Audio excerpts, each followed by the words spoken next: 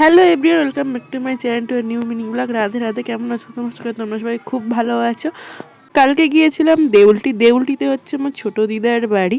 আর দেউলটিতে আমরা কে কে ঘুরতে গেছে অবশ্যই কিন্তু কমেন্টে জানিও। দেউলটিতে কিন্তু অনেক রকম ঘোরার জায়গা আছে।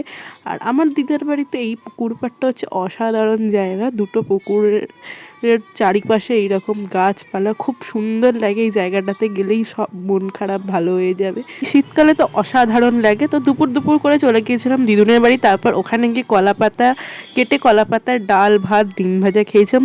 আলাদাই স্বাদ লাগে কলা পাতায় খেলে।